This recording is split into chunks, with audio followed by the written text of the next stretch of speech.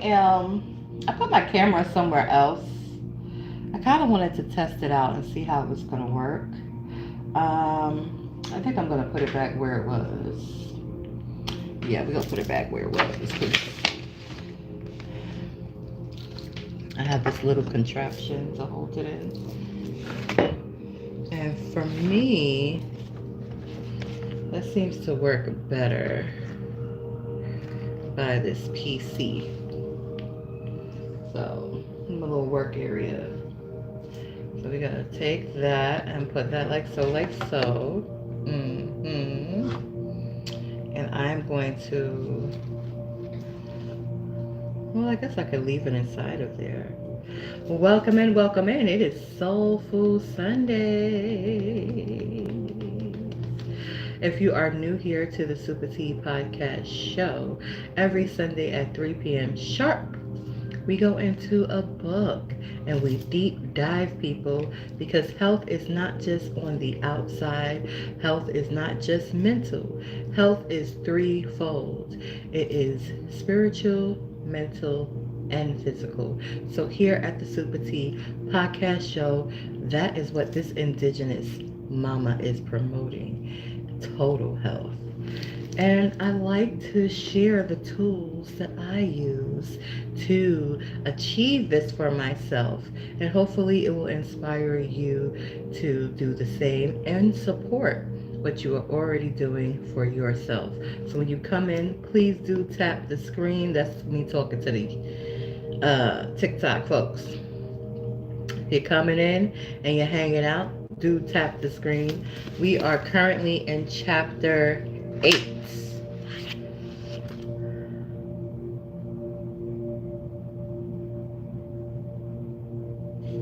Meditation.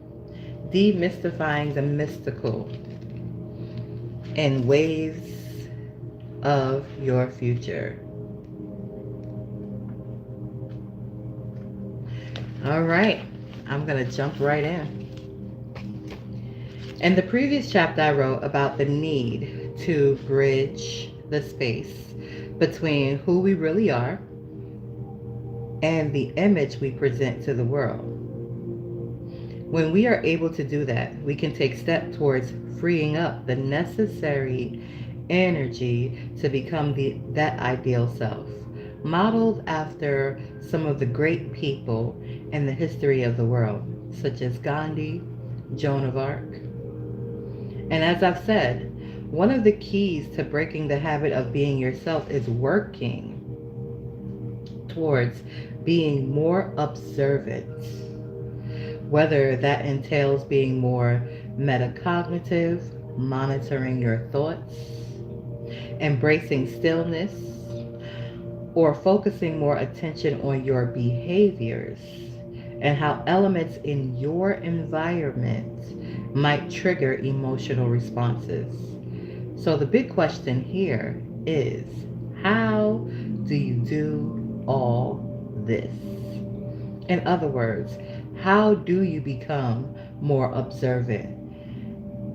How do you break your emotional bonds with the body, the environment, and time, and close the gap? The answer is simple. This is one way: meditation. You may have noticed that up to this point in this book, I have teased you with brief allusions to meditation as the way to break the habit of being yourself and begin to create a new life as your ideal self.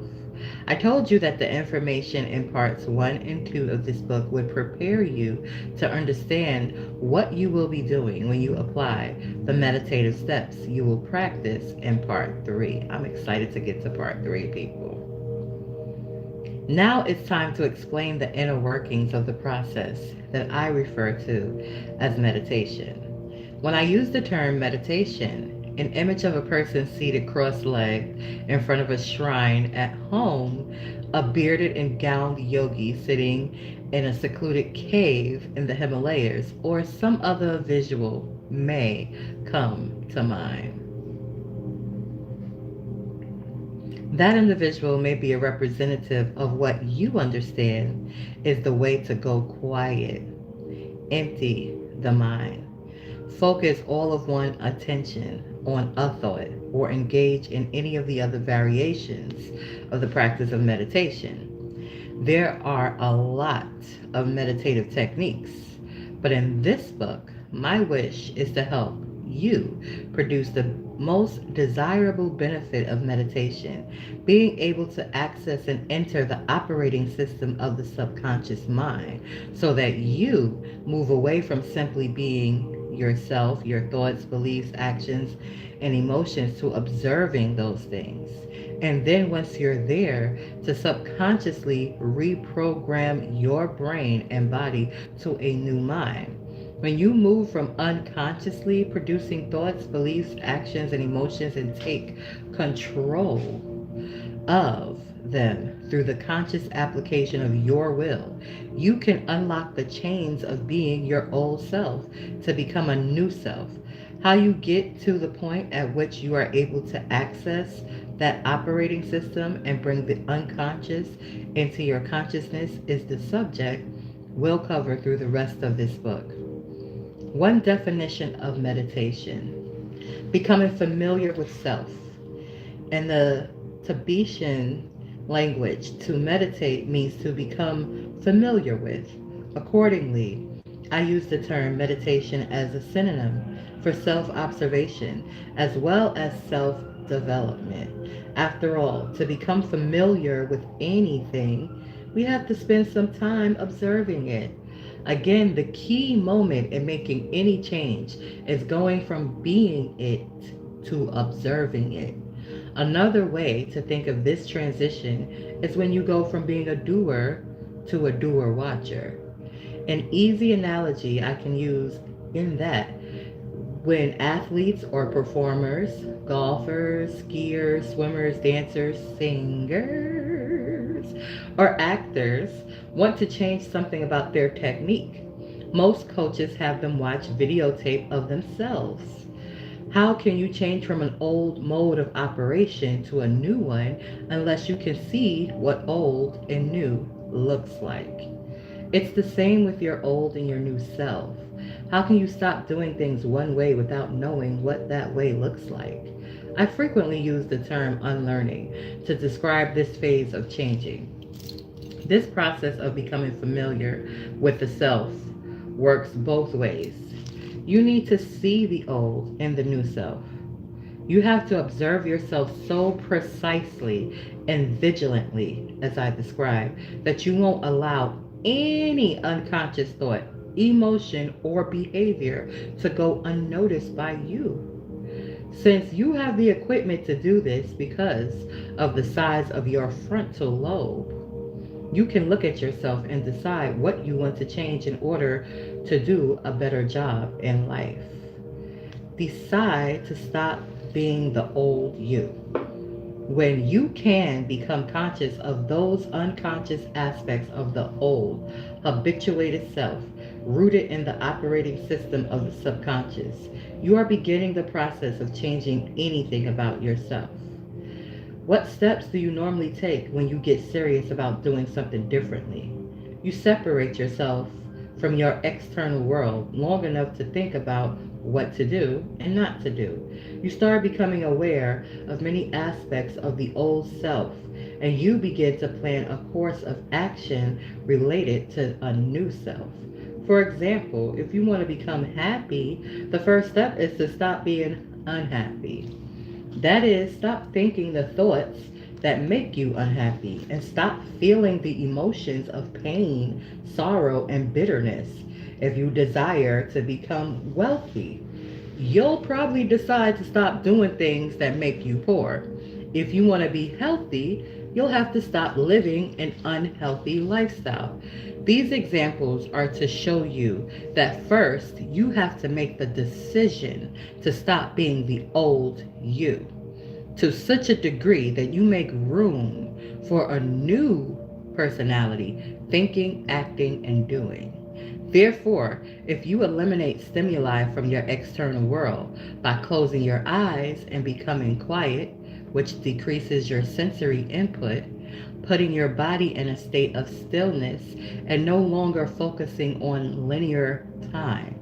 You could become aware solely of how you are thinking and feeling. And if you begin to pay attention to your unconscious state of mind and body and become familiar with your automatic unconscious programs until they become conscious, would you be meditating? The answer is yes. To know thyself is to meditate. If you are no longer being that old personality, but instead are noticing different aspects of it, like, so I'm thinking this while I'm doing that. It's basically self-reflection. He's going in depth about self-reflection. Self-reflection, however, that he's talking about is you doing it in the moment. Like, you don't do anything unconscious. You are conscious all the time of yourself and decide whether what you are thinking, what you are feeling, what you are doing, is that aligned with who you choose to be. That's what he's talking about.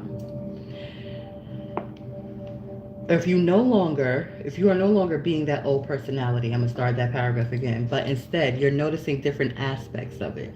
Wouldn't you agree that you are the consciousness observing the programs of that past identity? In other words, if you consciously observe the old self, you are no longer being it. As you go from being unaware to being aware, you are beginning to objectify your subjective mind. That is, by your paying attention to the old habit of being you, your conscious participation begins to separate you from those unconscious programs and give you more control over them. By the way, if you are successful in consciously restraining those routine states of mind and body, the nerve cells that no longer fire together no longer wire together. As you prune away the neurological hardware of the old self, you also no longer signal the same genes in identical ways. You are breaking the habit of being you. Contemplate a new, greater expression of self. Now, let's take it a step further.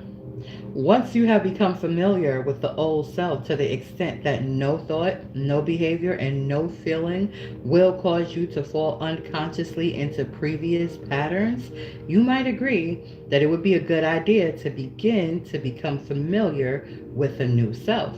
Accordingly, you may ask yourself, what is a greater expression of myself that I would like to be? If you turn on your frontal lobe and contemplate those aspects of yourself, you'll begin to make your brain work differently than your past self.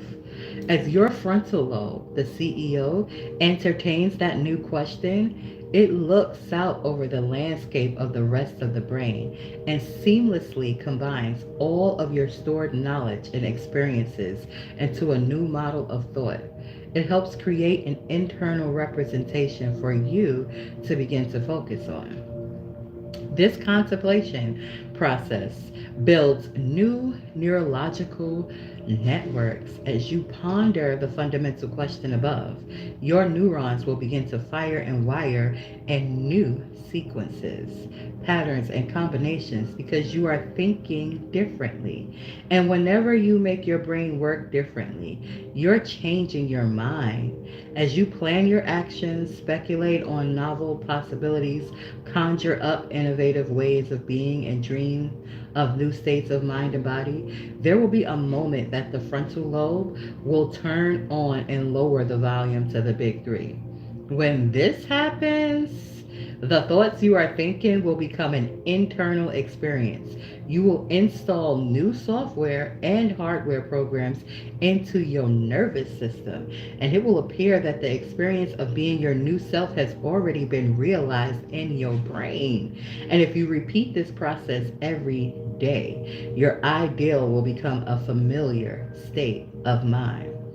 One more point here. If you attend so well to the thought you are focusing on that it literally becomes an experience, then the end product of that is an emotion.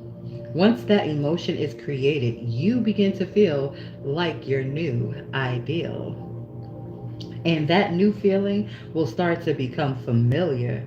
Remember that when your body begins to respond as if the experience is already a present reality, you will signal your genes in a new way. And your body will commence to change now ahead of the physical event in your body. I'm sorry, the physical event in your life. Now you are ahead of time, and most important, you move into a state of being, mind and body working together. And if you repeat this process consistently, this state of being will become familiar to you as well. If you can maintain that modified state of mind and body independent of the external environment, basically, if you can create in your mind your ideal self, how you will feel as your ideal self, how you will interact with the world as your ideal self, if you can imagine that in your mind and maintain that frequency, this is what's about to happen. Quantum law, baby. You gonna do it. You gonna achieve it. I'm gonna start the paragraph again. If you can maintain that modified state of mind and body, independent, don't matter what's going on outside. That's like me right here, right now. Just imagining that I am sitting in that lotus position. And I'm using the lotus position as an example because it's a position that I definitely can see myself doing. And it is something that I did a long time ago. But I am seeing myself do it comfortably. Like it's easy. It's easy. It's easy. It's easy for me to do that. Just I'm working. I'm seeing it and I'm imagining how it's gonna feel. It's painless. It's easy. I see so many other examples of it being done, and I'm aware of what needs to happen. So I'm on it. I'm on it, and I'm at it. And yeah, but I'm not paying attention to the external. So I'm not paying attention to, okay, for a limited time, as I'm getting to that point. I'm not at that point yet. I'm not thinking about that. I'm not like splitting up and I'm not going back and forth. I'm just like, yeah, me sitting down, meditating in my meditation room because I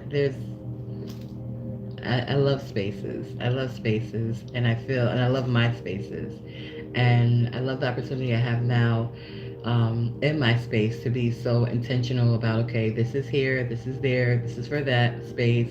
We're sitting right now in my workspace / studio space, and this is where I do my podcast at. Sometimes I walk around with my phone. Sometimes I am in my kitchen.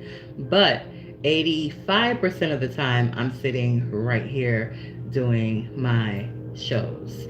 And I'm just like, okay, nice. So in my dream home, I have a meditation space. I have a space specifically, probably a whole room with my steamer in there, some water going, some plants, some good music, like the music you hear in the background, 432 hertz, some singing bowls. I can bum.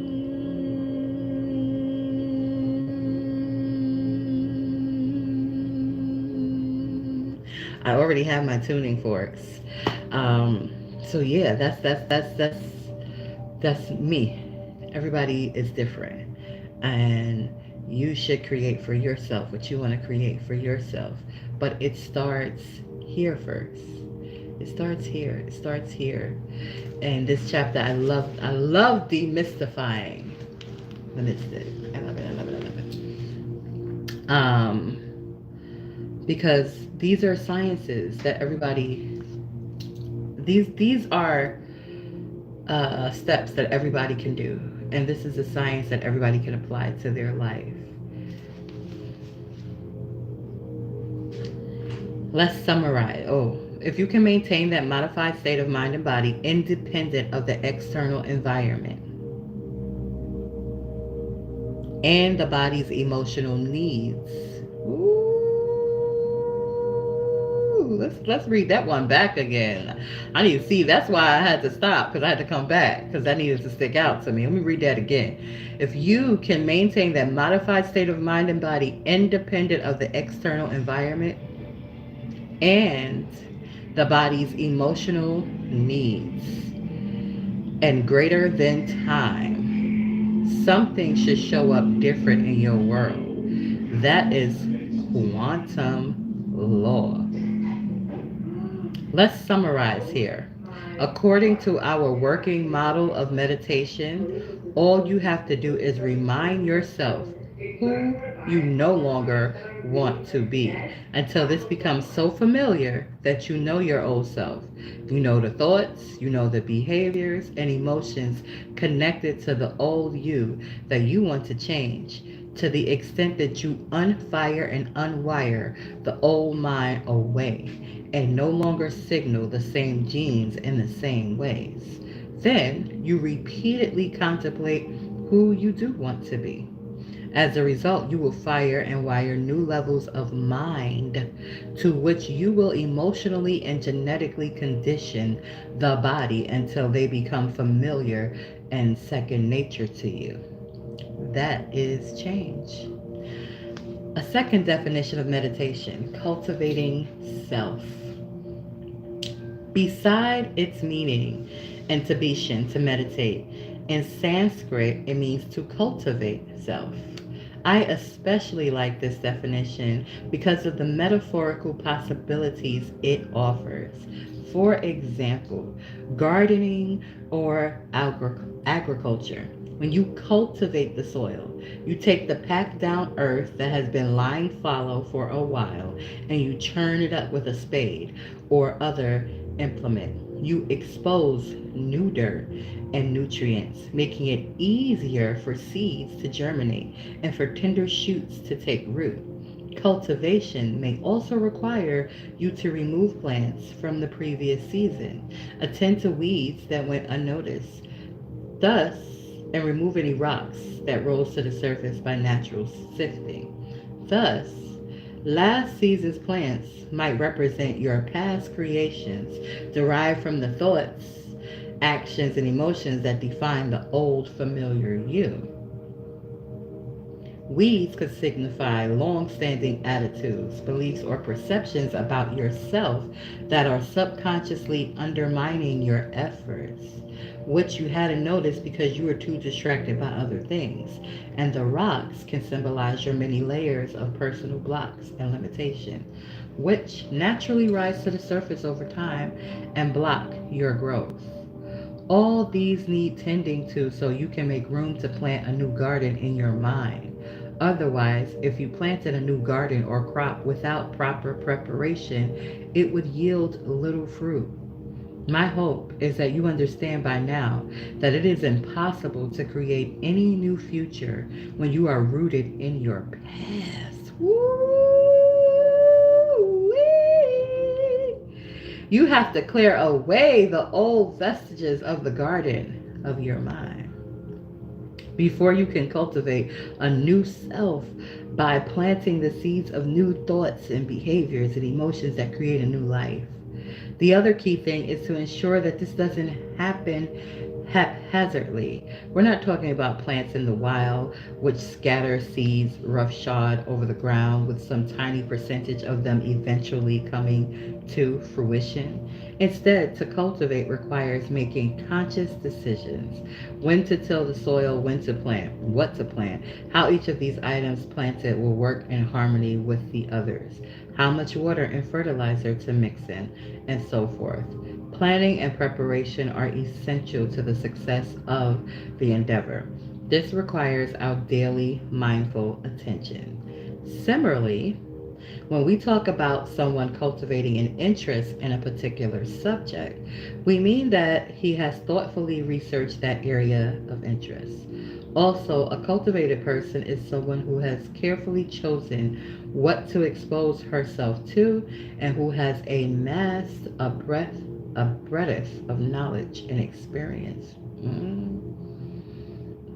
Again, none of this is done on a whim, and little is left to chance. When you cultivate anything, you are seeking to be in control, and that's what is required when you change any part of yourself. Instead of allowing things to develop naturally, you intervene and you consciously take steps to reduce the likelihood of failure. The purpose behind all of this effort is to reap a harvest. When you cultivate a new personality in meditation, the abundant yield you seek to create is a new reality. Creating a new mind is like cultivating a garden.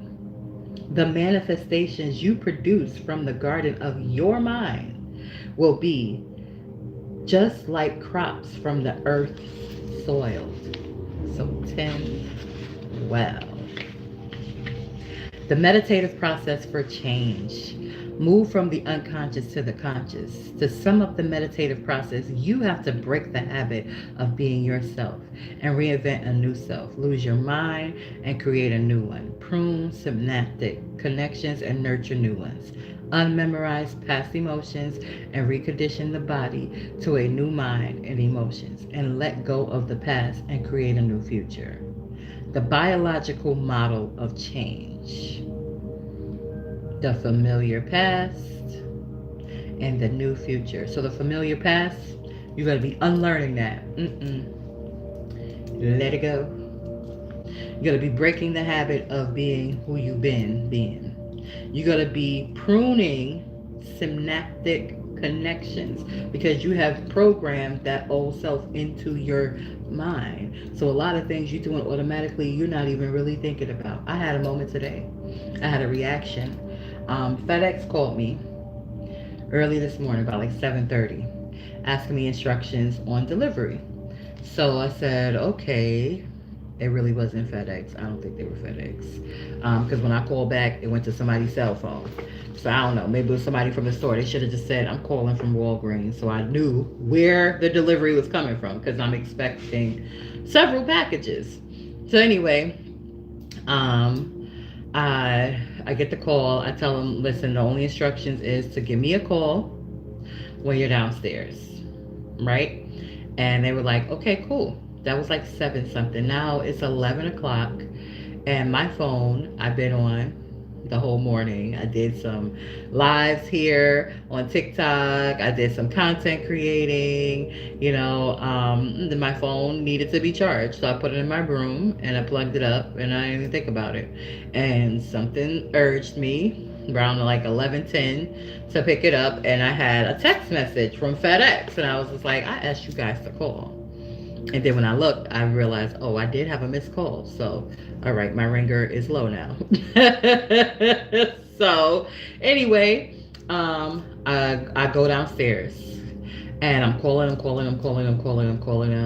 Nobody's picking up initially. When I go downstairs and look in the package room, I don't see a package. Instead, I see clothes. Like,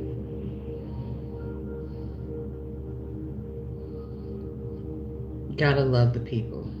Why are their clothes hanging? This is not the laundry room. This is the package room. This is the mail room. Why are there clothes hanging in the mail room? I don't know. But there was clothes there and I didn't see no package. But I see a young lady who is sitting in the lobby area and she has a gift bag and inside of the gift bag she has a package inside of the gift bag. So my old self, the old program me, living in certain neighborhoods and just knowing or not even knowing, observing how certain people move, because again, hanging clothes in the mailroom was sort of like a trigger because the clothes distracted me from the daggone envelope that was sitting on the top shelf. All I saw was clothes, and I expected to see a big package because I thought FedEx was delivering a big package of mine. I didn't realize they were delivering pictures, which was in an envelope. So now I'm on the phone and I'm calling and I'm walking back and forth and I'm checking out her stuff, and I'm like, I hope to God she don't got my goddamn massager in her motherfucking bag. That's what I'm thinking. But that was an automatic thinking. And they finally picked up the delivery guy, and he let me know where he left it at. And I took another walk. I took another walk over there. So that was the new me. So the new me is emerging, because the old me wouldn't have even walked back. The old me would have been like, yeah, I looked, I didn't see it. Because that's what was literally in conversation with the delivery person, because I did look over there. And when I looked, again, I was expecting to see something of size. I wasn't expecting something flat where I had to physically walk up to where the clothes was hanging. Me seeing the clothes hanging, I didn't even want to get close. I was just like, I ain't seen no package there. I'm knocking on the management office door like, okay, did they bring it to you? I look inside of, so that's the new me. The new me was not automatically assuming. However, a little bit of that old programming showed itself, because once I looked into those places and I didn't initially see it, I was like, oh. And I noticed homegirl, and she had a package inside of her bag. I was like, I hope she don't got my thing in her bag. I really hope. So I'm calling them. I'm like, okay, where did you leave it at, sir? He's like, okay, I left it here. I said, well, I looked there and I didn't see nothing. And I went and I looked back. When I looked back, the envelope was sitting right there. And I was just like, okay, thank you. My apologies. And I just had to remind myself, oh, things are different now. Things are different now because I am different now. Not because people are different. I am different. And I'm steady emerging and I'm steady evolving into a better aspect of myself. And because I am steady evolving and emerging as a better me, my experiences are going to be different. Even if I'm living in a neighborhood, so to speak, where people are moving around like that, I'm not going to have that experience, because I'm not I'm not putting that out. I'm not putting that out. I'm not going to have that experience. And it was just, it was wonderful. It was wonderful to see the duality and to see the growth, but also recognize, oh, you got more growth to do. I'm glad I checked myself. I'm glad I observed myself, but it's like I have more growth to do. So I'm gonna get back into the book. The familiar. Unmemorizing an emotion in the body. And that was another thing, because I got a little, I had a little tube a little bit. So things was flowing. I was just like, ooh. And I had to check myself like, wait a minute. Get back to where you was. Get back into your vortex. Get back into your vortex. And I will go into what a vortex is a little bit later. But yeah, that was me cueing me to shift your frequency. Shift it. You were wrong. So shift it. And I was happy. To remind myself that, oh, my experiences are going to be different now. My experiences are going to be new now. Deprogramming. Living in the past, old energy. That's the familiar past. So now, new future. Relearning. Relearning that I'm in control of me. Nothing outside of me but me, yes. And it doesn't make any sense to get angry with an assumption. That's an old programming, where I need to know what the solution is. Solution is touch base directly with the FedEx guy. Talk directly to the FedEx guy. See exactly where he left it at. Ask questions and look for the solution. Stay focused on the solution instead of focused on the issue of me not knowing where my package is at. And I'm grateful because I have good experiences. I always get my packages. I had one experience where I don't know who this courier was, but they brought my stuff all the way, I think like on Christmas Day, all the way in a whole nother area that I had to go outside and get in the middle of the snow. But I did it. And I was happy with that too, because I was like, I still got. So what's for me is for me. I'm gonna get, and I'm grateful for that. I'm grateful for that.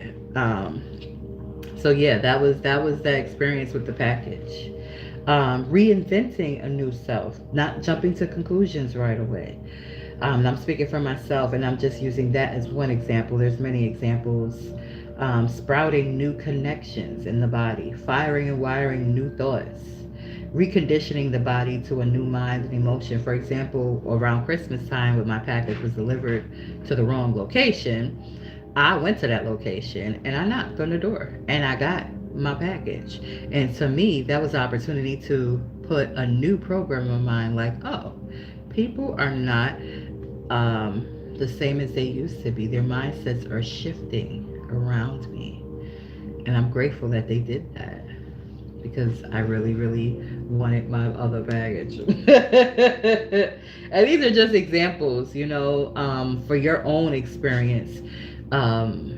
They will be different examples. However, if you happy where you are in life, every aspect of your life, kudos to you. Kudos to you. Kudos for you. But there's still room for growth. There's still room for you to expand into better. And this is just a way to do it efficiently so that you maintain that happiness. And if you're not happy with where you are in life and what's going on in your life, then you can get there, baby. You can get there. It's practice. It's practice, like exercise. You are literally exercising your mind. You're exercising your mental. We talk about the physical. We see people working out and da-da-da-da. But we need to also talk about exercising your mental. Your mentality needs exercise too. Yeah, you need to recondition that in order to have different experiences. And that ties into your spirituality as well. All of those things. To be totally healthy, your mental, your spiritual, and your physical must be healthy. That is what total health is. I don't mean just sitting down and having a conversation with a professional. You need to deep dive deeper than that. That is beneficial. That's like going to the gym and having a personal trainer there. That's beneficial for you. They can give you some tools that you can utilize. But guess what? You got to use those tools. You got to exercise those skills that you are getting from that professional in order for it to work for you. So let's not just get stuck with exercising our physical bodies. Let's also exercise our mental.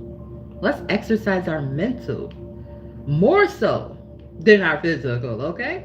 Let's keep all of it healthy, okay? Let's exercise it all. And do not neglect your spirituality, okay? Because that's the larger part of who you really is. But I don't want to go too deep for y'all because some of y'all not ready for that. Some of y'all still want to think that everything is outside of you, but it's really inside of you.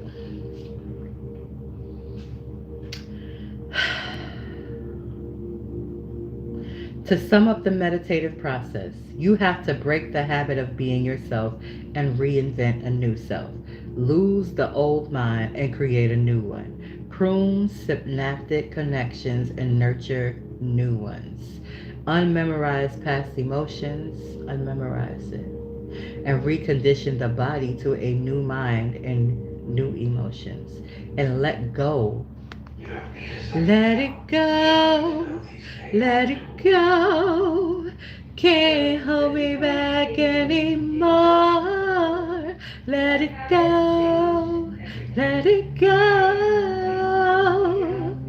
Turn away and close the door. Here I stand. All right, y'all know I'm silly. And you know I'm going to bust out a random song. If y'all new here, well, now you know, okay? I'm going to bust out a random song. Create a new future. Let's look a bit more closely at a few elements of this process. Obviously, to avoid letting any thought or feeling you don't want to experience get past you unchecked. You better check yourself before you what? Y'all know the rest. You better check yourself before you wreck yourself. You better check yourself before you wreck yourself. You better check yourself before you wreck yourself. You better check, check, check, check, check, check, check. Okay? That part. You have to develop powerful skills of observation. Observation part, I got it down, baby. It's this focus. That's the part. That's the part I'm growing with people. Because I'll be observing every motherfucking thing. And I need to be just focused on what I desire. Not focus other ways in other places. Just being fully me. But you gonna see. Because I see it. I see it. I see it. I'm so happy we have these devices to communicate with each other on, because this platform, SupaTea Podcast Show, I can see me 5 years from now, like really sitting back in my bigger office space. Sitting back in my study.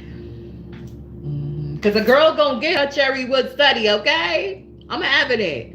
It might be mahogany and cherry wood. I don't know which wood it's gonna be, but a whole study, yes. My exercise space gonna be somewhere else.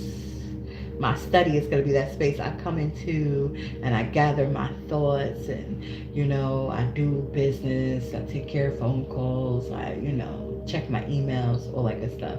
Yes, I see me 5 years from now sitting in my study like, dang, I remember when I was sitting in my office / studio / workout space where like I had all three in one space in it. And now look at me. I'm here. And now I'm going into my meditative room every day. Like Shaka Khan. I'm meditating.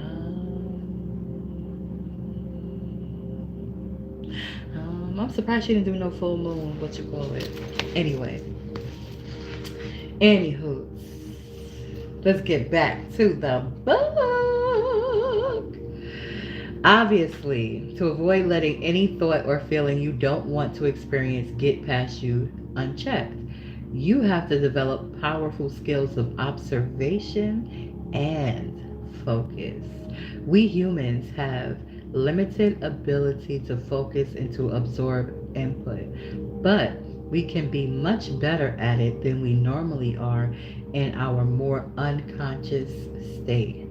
To break the habit of being the old you would be wise to select one trait, propensity, or characteristic and focus your attention on that single aspect of your old self that you want to change. For example, you might be asking yourself, when I feel angry, what are my thought patterns? What do I say to others and myself? How do I act? What other emotions, spring forth from my being angry? What does anger feel like in my body? How can I become conscious of what triggers my anger? How can I change my reaction? And that's just an example of you observing something that you want to change about yourself, or that you may want to change about yourself. The process of change requires unlearning first, then learning. The latter is a function of firing and wiring in the brain. The former means that circuits are trimmed. When you stop thinking the same way, then you inhibit your habituations and interrupt those emotional addictions. The old self begins to be neurologically pruned away. And if every connection between nerve cells constitute a memory, then as those circuits are dismantled, memories of your old self will go with them. When you think about your former life and who you used to be, It will be like a whole nother lifetime. Facts. Where are those memories now stored? They will be given to the soul as wisdom. When those thoughts and feelings that used to signal the body are stopped by your conscious efforts, the liberated energy from those limited emotions is released into the field. You now have energy with which to design and create a whole new destiny. When we use meditation as a means to change, when we become conscious and aware, familiar with and willing to do what is necessary to eradicate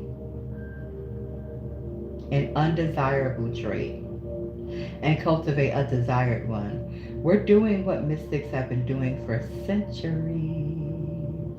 Although I take a clearly biological approach to change, so did the mystics. They just use different terminology to describe the process. The end result is the same, breaking the addiction to the body, the environment, and time. Only when we make that separation can we change.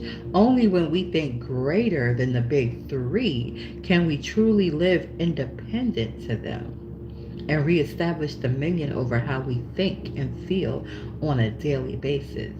For too long, we've been running unconscious programs that have been controlling us. Meditation allows us to reassert control over ourselves. Woo! Awareness comes first. Recognizing when and how those program responses take over is essential. When you move from the unconscious to the conscious, you begin to close the gap between how you appear and who you are. The waves of your future. Since knowledge is, as we've seen, the precursor to experience, having a basic understanding of what happens in the brain during meditation will serve you well when you begin to learn and experience the meditative process coming up shortly in part 3. I can't wait to get to part 3. You probably know that the brain is electrochemical in nature. When nerve cells fire, they exchange charged elements that produce electromagnetic fields. Because the brain's diverse electrical activity can be measured, these effects can provide important information about what we're thinking, feeling, learning, dreaming, and creating, and how we are processing information. The most common technology scientists use to record the brain's changing electrical activity is an a EEG. Woo, wait a minute now. Not an EKG, an EEG. We go do this word. We go do this word. Whoa. First of all, this word, and then just describing the mechanism that actually measures this. It has 1, 2, 3, 4, 5, 6, 7, 8, 9, 10, 11, 12, 13, 14, 15, 16, 17, 18, 19, 20, 21 letters. This word is humongous.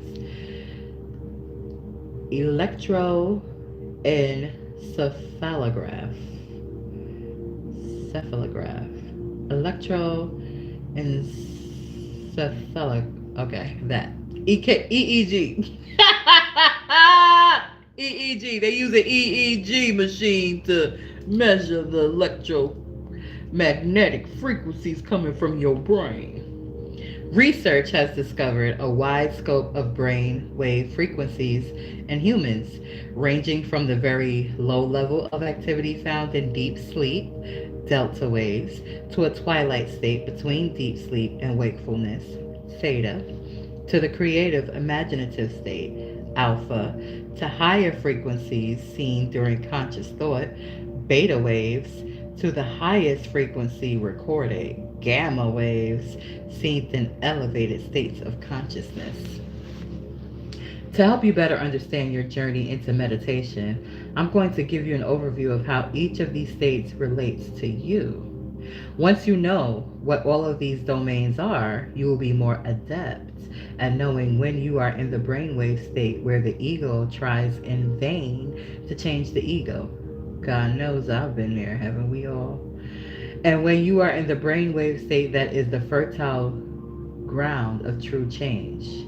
As children grow, the frequencies that predominate in their brains progress from delta to theta to alpha and then to beta.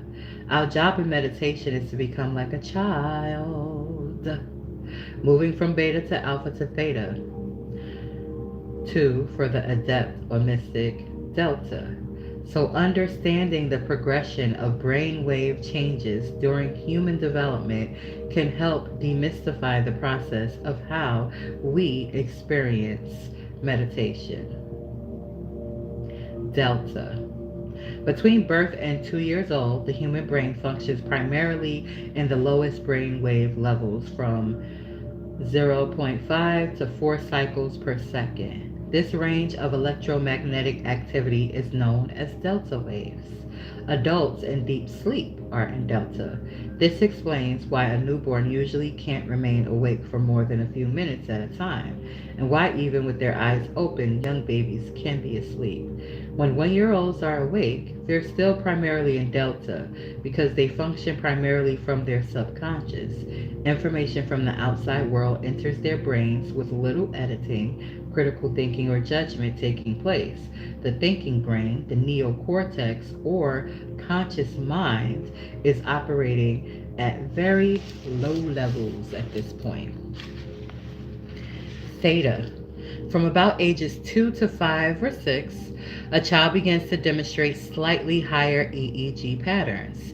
These theta wave frequencies measure 4 to 8 cycles per second. Children functioning in theta tend to be trance-like and primarily connected to their internal world. They live in the abstract and in the realm of imagination and exhibit few of the nuances of critical, rational thinking. Thus, young children are likely to accept what you tell them. P.S. Santa's real. That's just an example. At this stage, phases such as the following have a huge impact. Big boys don't cry. So programming that some parents put into their kids' minds when they're really young. Girls should be seen and not heard. Your sister is smarter than you. If you get cold, you'll catch a cold. These types of statements go straight to the subconscious mind because these slow brainwave states are the realm of the subconscious. Hint, hint. Alpha. Between ages 5 and 8, brainwaves change again to an alpha frequency, 8 to 13 cycles per second. The analytical mind begins to form at this point in childhood development. Children start to interpret and draw conclusions about the laws of external life. At the same time, the inner world of imagination tends to be as real as the outer world of reality. Children in this age group typically have a foot in both worlds. That's why they pretend so well. For instance, you may ask a child to pretend that he's a dolphin in the sea, a snowflake in the wind, or a superhero coming to the rescue. And hours later, he's still in character. Ask an adult to do the same, and well, you know the answer. Beta. From ages 8 to 12 and onward, brain activity increases to even higher frequencies. Anything above 13 cycles per second in a child is the frontier for beta waves. Beta goes on and up to varying degrees from there throughout adulthood and is representative of conscious, analytical thinking. After age 12, the door between the conscious mind and the subconscious mind usually closes. Beta is actually divided into low, mid, and high range beta waves. As children progress into their teens, they tend to move from low range beta up into mid and high range beta waves, as seen in most adults. Tap that screen. Happy 2026. So that gives you the breakdown of the different brain waves. We're going to go even further. Brainwave states in adults. Beta. As you're reading this chapter, most likely you're in the everyday waking state of beta brainwave activity. Your brain is processing sensory data and trying to create meaning between your outer and inner worlds. While you're engaged in this book's material, you may feel the weight of your body on the seat. You may hear music in the background. You may glance up and see out of a window or into your telephone or tablet. All of this data is being processed by your thinking neocortex, alpha. Now, let's say that you close your eyes. 80% of our sensory information derives from sight. Interesting. And purposefully go inward. Since you are greatly reducing sensory data from the environment, less information is entering your nervous system. Your brain waves naturally slow down into the alpha state. You relax. You become less preoccupied with the elements in your outer world, and the internal world begins to consume your attention. You tend to think and analyze less. In alpha, the brain is in a light meditative state. When you practice the meditation in part 3, you'll go into an even deeper alpha state. On a daily basis, your brain moves into alpha without much effort on your part. For example, when you're learning something new in a lecture, generally your brain is functioning in low to mid-range beta. You're listening to the message and analyzing the concepts being presented. Then, when you've heard enough, or you particularly like something interesting that applies to you, you naturally pause and your brain slips into alpha. You do this because that information is being consolidated in your gray matter. As you stare into space, you are attending to your thoughts and making them more real than the external world. The moment that happens, your frontal lobe is now wiring that information into your cerebral architecture, and like magic, you can remember what you just learned. Theta. In adults, theta waves emerge in the twilight state or lucid state, during which some people find themselves half awake and half asleep. The conscious mind is awake while the body is somewhat asleep.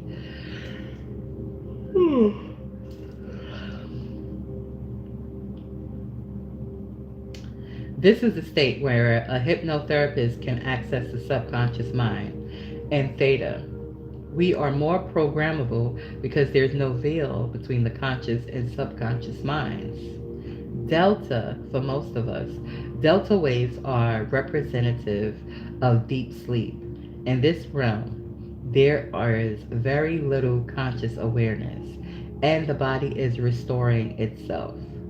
As this overview demonstrates, when we move into slower brainwave states, we move deeper into the inner world of the subconscious mind. The reverse is also true.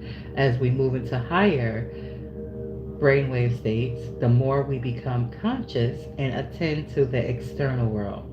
With repeated practice, these terrains of the mind will begin to become familiar to you. Just like anything else you persist at, you will come to notice that each brainwave pattern, what each brainwave pattern feels like. You'll know when you're analyzing or thinking too much in beta. You'll observe when you're not present because you're swinging from the emotions of the past or trying to anticipate a known future. You'll also sense when you're in alpha or theta, since you'll feel its coherence. In time, you will know when you are there and when you are not.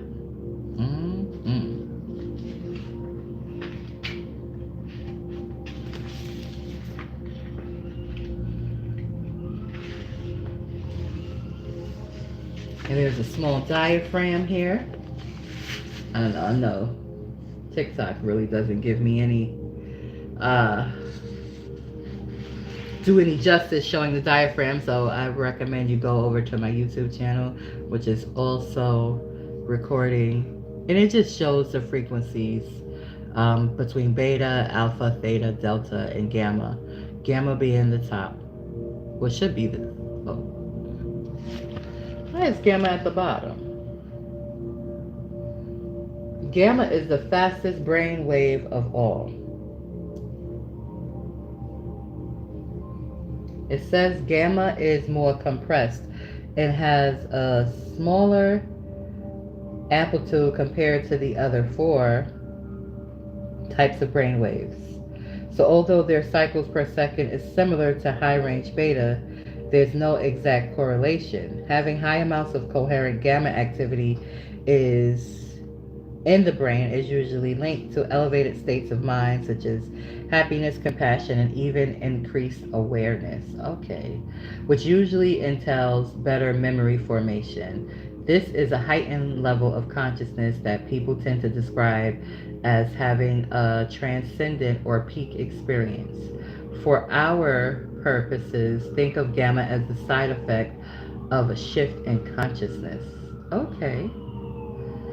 3 levels of beta waves govern our waking hours.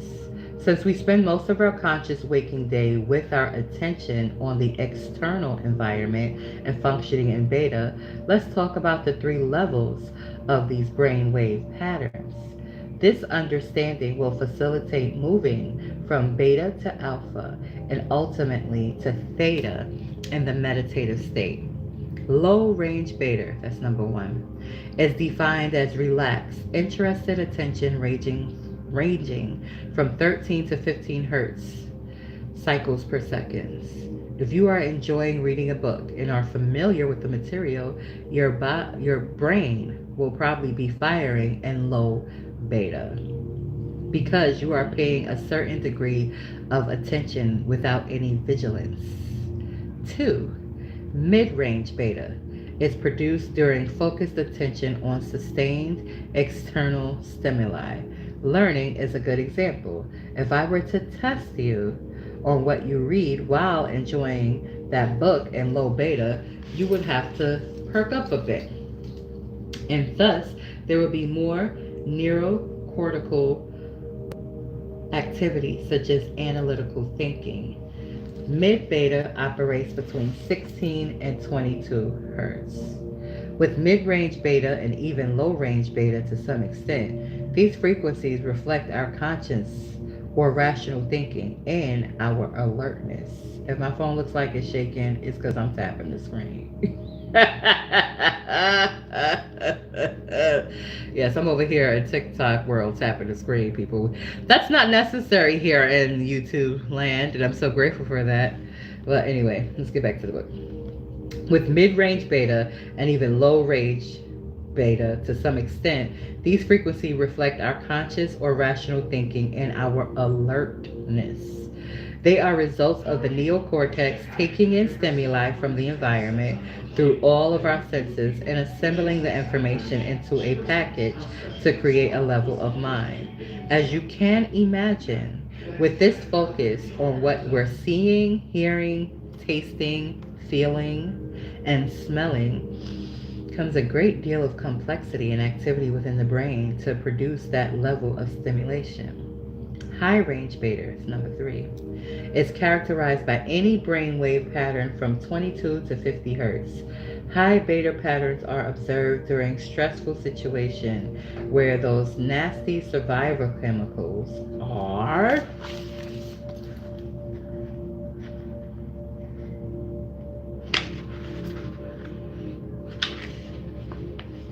produced in the body.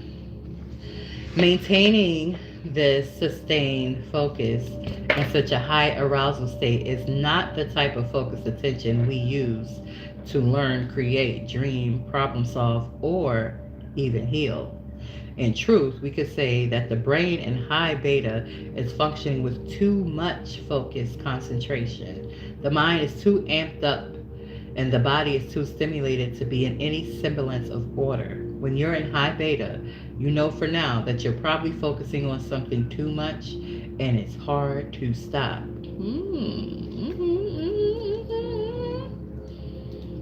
Duly noted, duly noted, duly noted.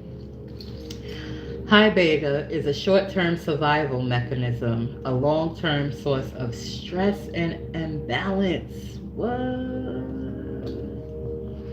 Stress and imbalance, excuse me. TikTok is, once you're here for an hour, you have to put a little puzzle piece into place, let them know. You ain't just on here. Emergencies always create a considerable need for increased electrical activity in the brain. Nature has gifted us with the fight or flight response to help us quickly focus in potentially dangerous situations. The strong physiological arousal of the heart, lungs, and sympathetic nervous system leads to a dramatic change in psychological states. Our perception, behaviors, attitudes, and emotions are all altered. This type of attention is very different from what we normally use. It causes us to act like a revved up animal with a big memory bank. The scales of attention becomes tipped towards the external environment, causing an overfocused state of mind. Anxiety, worry, anger, pain, suffering, frustration, fear, and even competitive states of mind induce high range beta waves to predominate during the crisis. In the short term, this serves all organisms well. There's nothing wrong with this narrow, over-focused range of attention. We get the job done because it affords us the ability to accomplish so many things. However, if we remain in emergency mode for a long time, high beta knocks us far out of balance because maintaining it requires an immense amount of energy. And because this is the most reactive, unstable, and volatile of all brain patterns, when high beta becomes chronic and uncontrolled, the brain gets juiced up beyond the healthy range. Unfortunately, high beta is terribly overutilized by the majority of the population. We are obsessive or compulsive, insomniac, or chronically fatigued, anxious, or depressed, forcibly pushing in all directions to be all powerful, or hopelessly holding on to our pain to feel utterly powerless, competing to get ahead, or victimized by our circumstances. Sustained high beta sends the brain into disorder. To put this into perspective, think about the normal functioning of the brain as part of the central nervous system, which controls and coordinates all other systems of the body. It keeps your heart beating, it digests your food, excuse me, it regulates your immune system, it maintains your respiratory rate, it balances your hormones, controls your metabolism, and eliminates waste. And that's just a few. As long as the mind is coherent and orderly, messages that travel from the brain to the body through the spinal cord will produce synchronized signals for a balanced, healthy body. However, many people spend their waking days in a sustained high-frequency beta state. To them, everything is an emergency. The brain stays constantly on a very fast cycle, which taxes the entire system. Living in this thin margin of brain waves is like driving a car in first gear while simultaneously stepping on the gas. These people drive through their lives without ever stopping to consider shifting gears into other brain states. Their continual repetition of survival-based thoughts creates feelings of anger, fear, sadness, anxiety, depression, competition, aggression, insecurity, and frustration, among others. People become so caught up in those intoxicating emotions that they try to analyze their problems from within. These familiar feelings, which only perpetuates more thoughts over-focused on survival. Also, recall that we can turn on the stress response by thought alone. The way we are thinking reinforces the very state of the brain and the body, which then causes us to think the same way, and the loop goes on. It's the serpent eating its tail. Long-term high beta produces an unhealthy, look at the nerve, wait, hold up. Look at the nervous system right there behind me. Y'all see it? I don't know if y'all can see it over here. I gotta move the other way. It's right over that shoulder. That's what a nerve is. Long-term high beta produces an unhealthy cocktail of stress chemicals, which can tip the brain out of balance like a symphony orchestra out of tune. Parts of the brain may stop coordinating effectively with other areas. Entire regions work separately and in opposition. Like a house divided against itself, the brain no longer communicates in an organized, holistic fashion. As stress chemicals force the thinking brain neocortex to become more segregated, we may function like someone with multiple personality disorder, only we're experiencing it all at once instead of one personality at a time. Of course, when disorderly, incoherent signals from the brain relay erratic, mixed electrochemical messages through the central nervous system to the rest of the physiological system, this puts the body out of balance, upsetting its homeostasis or equilibrium, and setting the stage for disease. If we live in this high stress mode of chaotic brain functioning for extended periods, the heart is impacted, leading to arrhythmia or high blood pressure. Digestion begins to fail, causing indigestion, reflux, and related symptoms. And immune function weakens, resulting in colds, allergies, cancer, rheumatoid arthritis, and more. All of these consequences stem from an unbalanced nervous system that is operating incoherently due to the action of stress chemicals and high range beta brainwaves, reaffirming the outer world as the only reality. Sustained high beta makes it hard to focus on our inner self. The stress I've been discussing is a product of addiction to the big three. The problem isn't that we are conscious and aware, but that our focus in high beta is almost exclusively on our environment, people, things, places, our body parts and functions. I'm hungry. I feel too weak. I want a better nose. I'm fat compared to her. In time. Hurry up, the clock is winding down. In high beta, the outer world appears to be more real than the inner world. Our attention and conscious awareness primarily focus on everything that makes up the external environment. Thus, we identify more readily with those material elements. We criticize everyone we know. We judge the way our bodies look. We are over focused on our problems, clinging to things we own out of fear that we may lose them. We busy ourselves with places we have to go. We're preoccupied with time. That leaves us little processing power to pay attention to the changes that we truly want to make, to go inward, to observe and monitor our thoughts, behaviors, and emotions. It's difficult for us to focus on our inner reality when we are over fixating on our outer world. In general, we can't concentrate on anything other than the big three.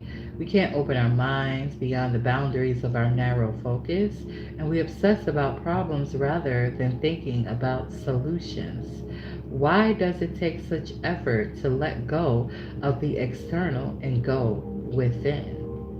The brain in high beta can't easily shift gears into the imaginary realm of alpha. Our brainwave patterns keep us locked up into all of those elements of our outer world as if they were real. When you're stuck in high beta, it's hard to learn. Very little new information can enter into your nervous system that is not equal to the emotion that you are experiencing. The truth is, the problems you're so busy analyzing can't be resolved within the emotion you are analyzing them in. Why not? Well, your analysis is creating higher and higher frequencies of beta. Thinking in this mode causes your brain to overreact. You reason poorly and you think without clarity. In view of the emotions that grip you, you're thinking in the past and you're trying to predict the next moment based on the past. And your brain cannot process the present moment. There's no room for the unknown to show up in your world. You're feeling separate from the quantum field. You can't even entertain new possibilities for your circumstances. Your brain isn't in creative mode, it's in fixated on survival, preoccupied with possible worst case scenarios. Again, not much information will be encoded into the system that is not equal to that emergency state. When everyone feels like a crisis, your brain makes survival the when everything feels like a crisis, yes, your brain makes survival the priority.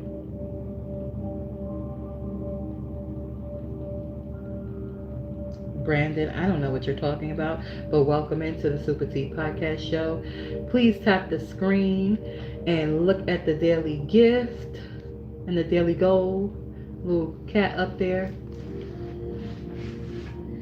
And you are tuning into Soulful Sunday. And Soulful Sunday is where I go into a book that dives deep, typically into metaphysics, spirituality. This particular book is incorporating both metaphysics and spirituality. This particular chapter is called Meditation, Demystifying the Mystical and Waves of Your Future. You can catch the replay at the SupaTea podcast show on YouTube. That's where all my episodes are. I'm streaming on YouTube live as well too. Now, in view of the emotions that grip you, you're thinking in the past and trying to predict the next moment based on the past, and your brain cannot process the present moment. There's no room for the unknown to show up in your life. You're feeling separate from the quantum field, and you can't even entertain new possibilities for your circumstances. Your brain isn't in creative mode, it's in fixated on survival, preoccupied with possible worst case scenarios. Again, not much information will be encoded into the system that is not equal to that emergency state. How true it is.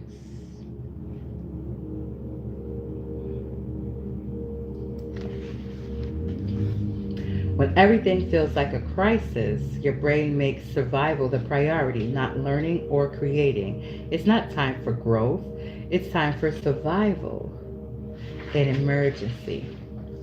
The answer lies outside of the emotions you're wrestling with and the thoughts you're overanalyzing, because they keep you connected to your past, the familiar and the known.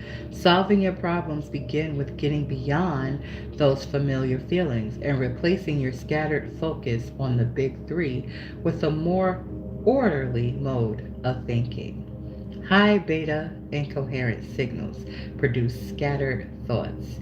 As you can imagine, when the brain is in high beta and you're processing sensory information involving the environment, your body and time, that activity can create, along with understanding that the electrical impulses in your brain occur in a certain quantity, cycles per second.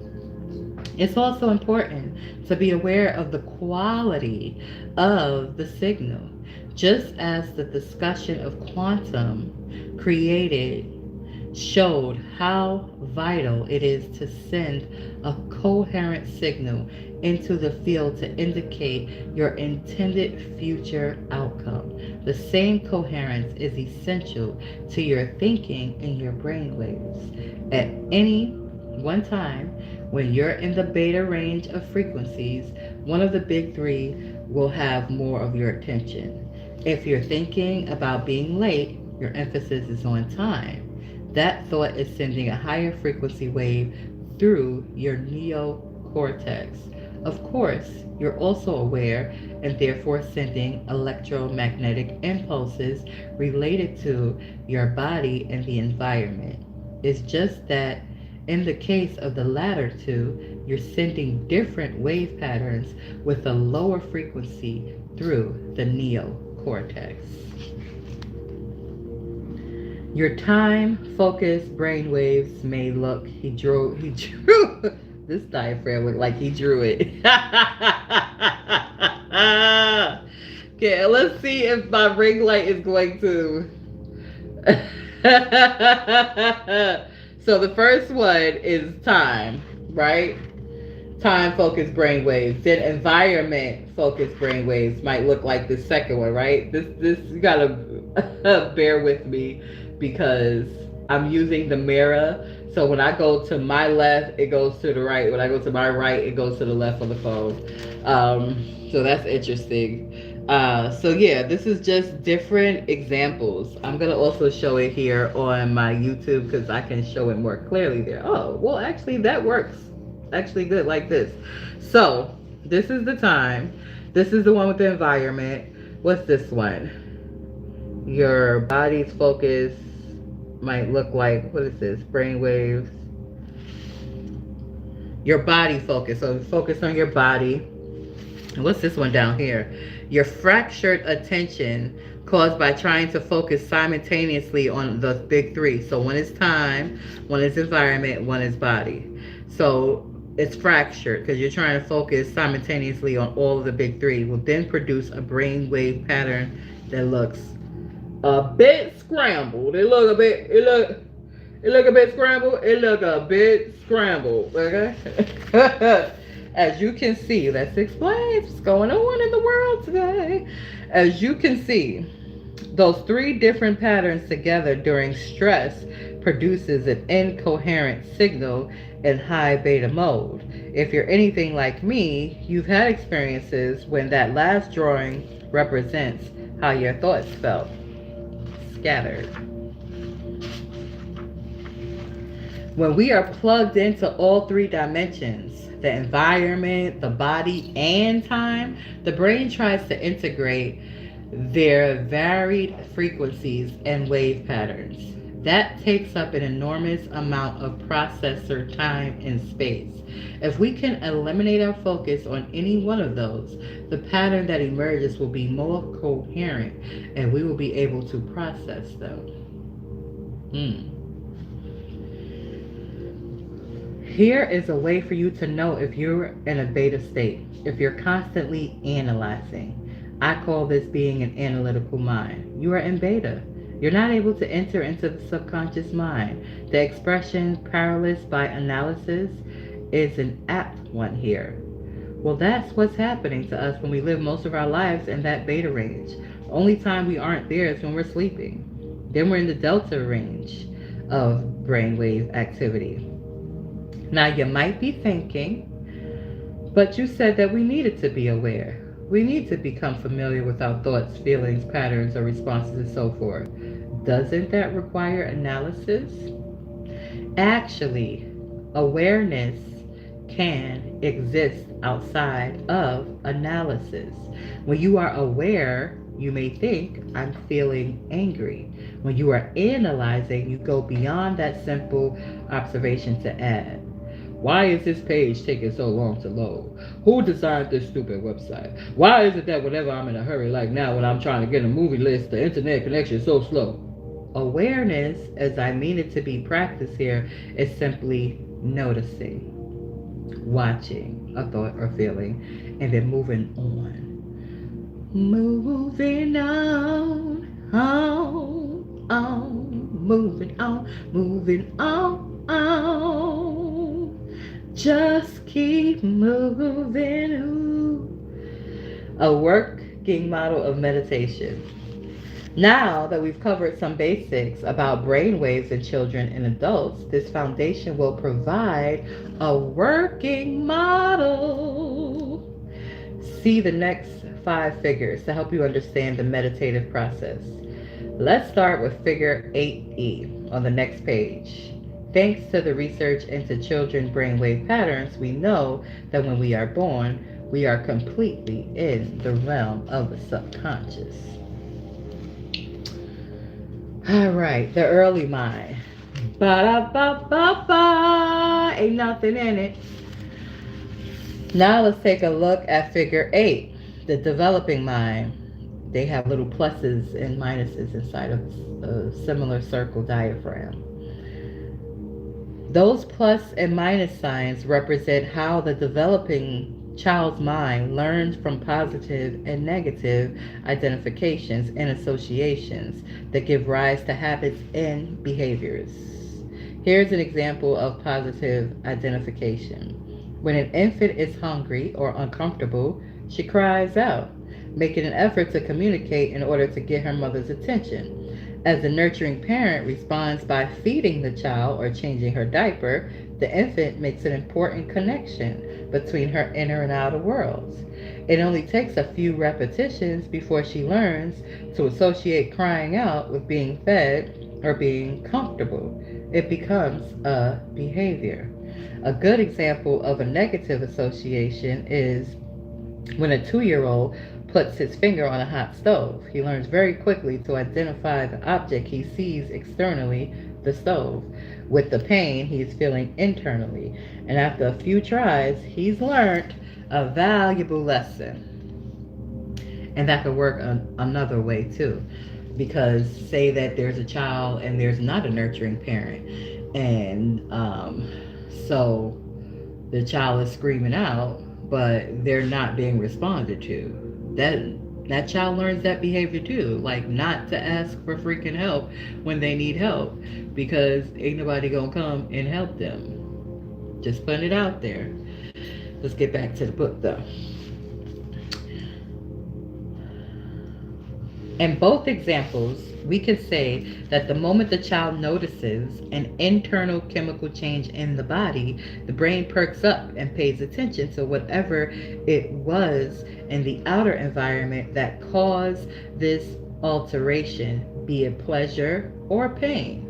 These types of identifications and associations begin to slowly develop many habits, skills, and behaviors. As you learn, somewhere around the age of 6 or 7, as brain waves change into alpha, the child begins to develop the analytical or critical mind. For most children, the analytical mind usually finishes developing between ages 7 and 12. And figure 8G, this one, circle, diaphragm as well, but they have a line. And at the top, the line is near the top of the circle. It says 5% of the conscious mind, and then the 95% that divides between the line is the subconscious mind. That's figure 8G. And figure 8G, the line that runs across the top of the circle is the analytical mind, which acts as a barrier to separate the conscious from the subconscious mind. In adults, this critical mind loves to reason, evaluate, anticipate, forecast, compare what it knows to what it's learning, or contrast knowns with unknowns. For the most part, when adults are conscious, their analytical minds are always working, and thus they're functioning in some realm of beta. Now, let's take a look at figure 8H. 8H also has the line. The difference is they have 2 lines, and there's a little teeny space in between the 2 lines, but still above the top line is 5% and below the bottom line is 95%. Above that line representing the analytical mind is the conscious mind, which is 5% of the total mind. That is the seat of logic and reasoning, which contributes to our will, our faith, our intentions, our creative abilities. The subconscious mind, which makes up about 95% of who we are, consists of those positive and negative identifications and associations that give rise to habits and behaviors. Figure 8I illustrates the most fundamental purpose of meditation: to get beyond the analytical mind. When we are in this mind, we cannot truly change. We cannot be analyzing our old self. We can rather analyze our old self, but we cannot uninstall rather the old programs and install new ones while we're paying attention to the old ones. Thank you, Doodle Doodle. Thank you, thank you, thank you.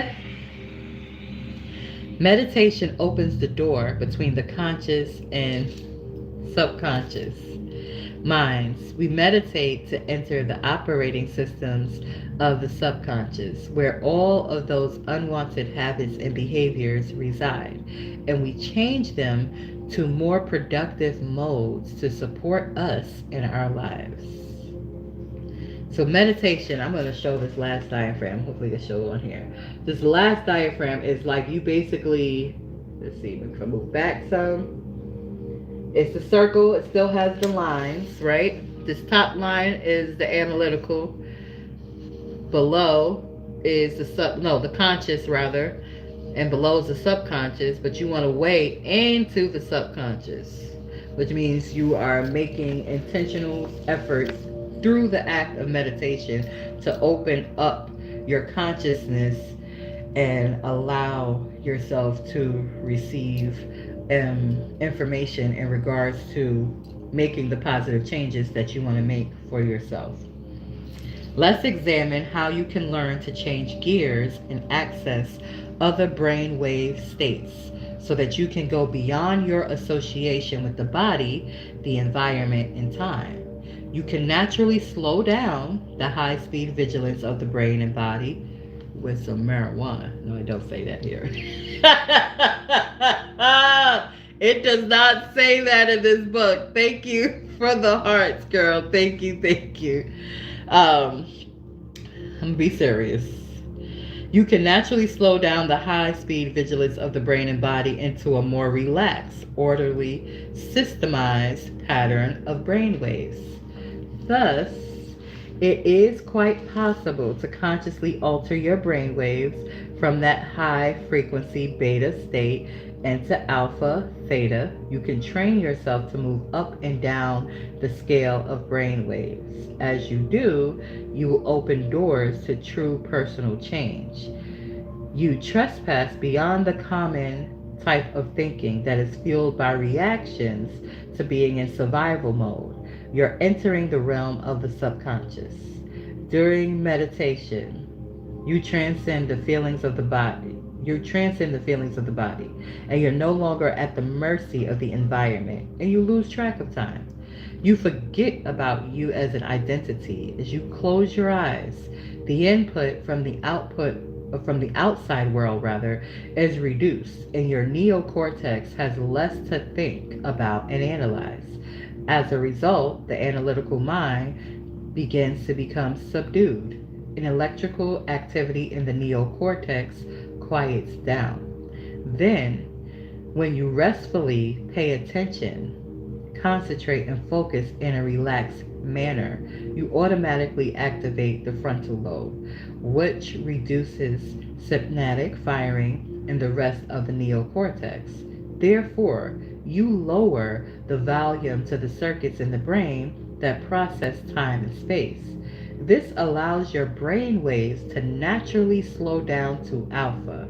Now, you are moving from a state of survival into a more creative state, and your brain naturally recalibrates itself to a more orderly, coherent brain wave pattern. One of the latter steps of meditation, if you keep practicing, is to move into the theta wave frequency.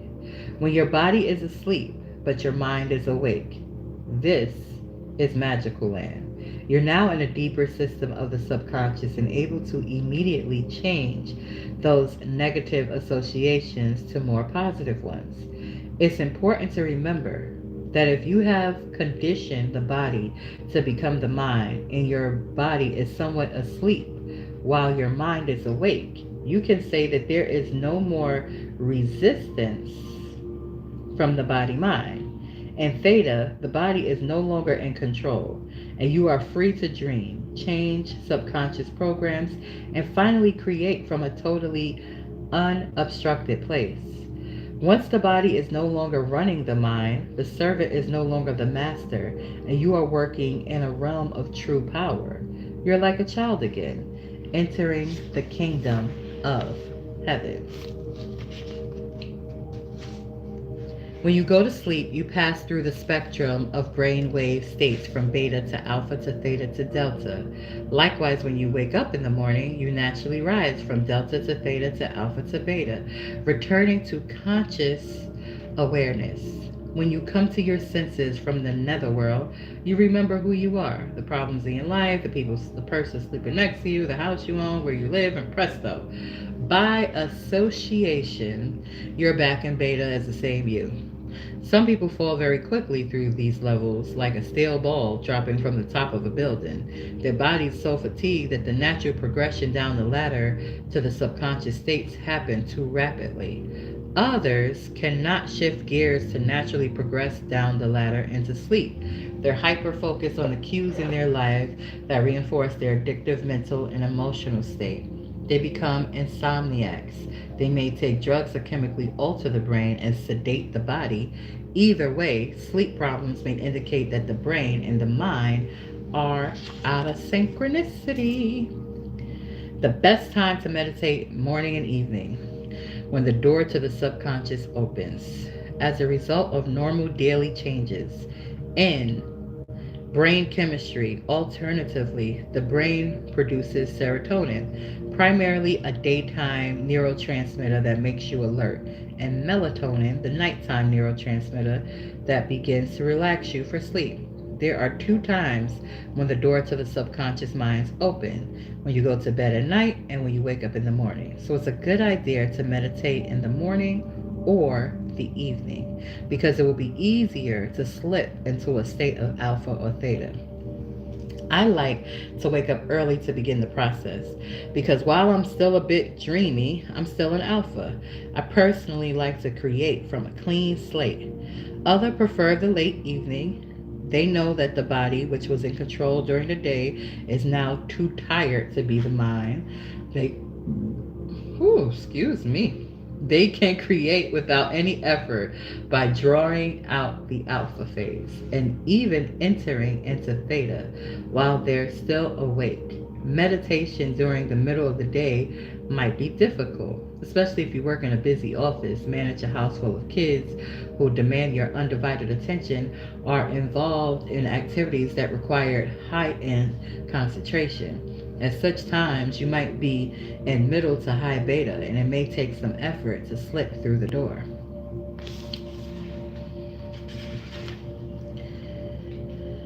Taking control of the progression.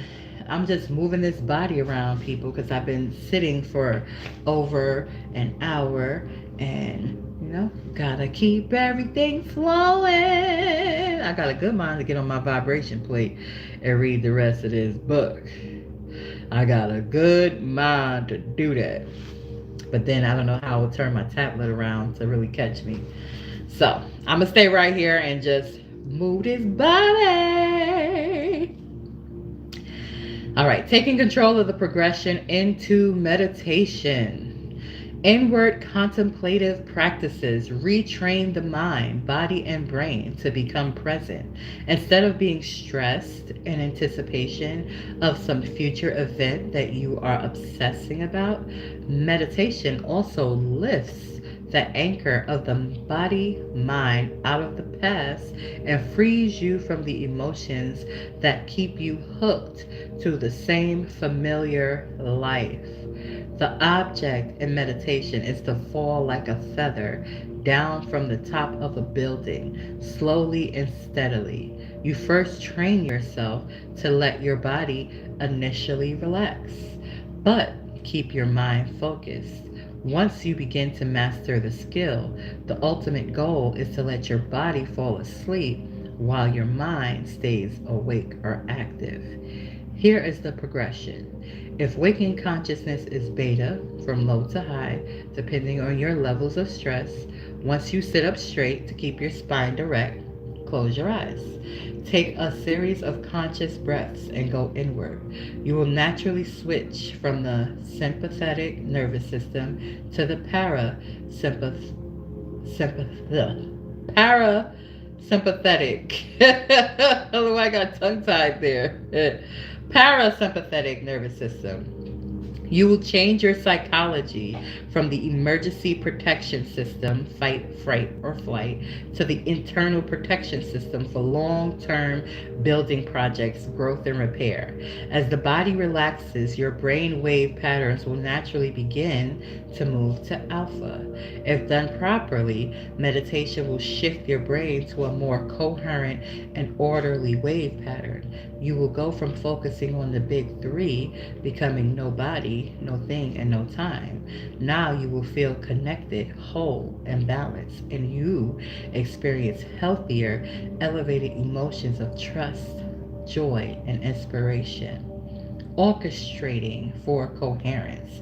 If our definition of mind is the brain in action, or the brain's activity when it processes different streams of consciousness, then meditation naturally produces more synchronized, coherent states of mind. On the other hand, when the brain is stressed, its electrical activity will be like an entire orchestra of musical instruments playing badly.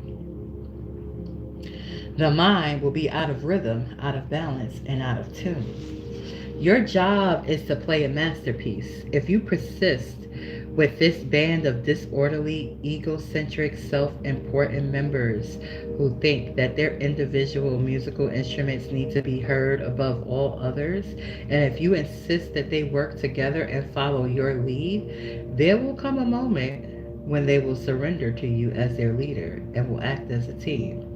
This is the moment when brain waves become more synchronized, moving from beta into alpha and theta.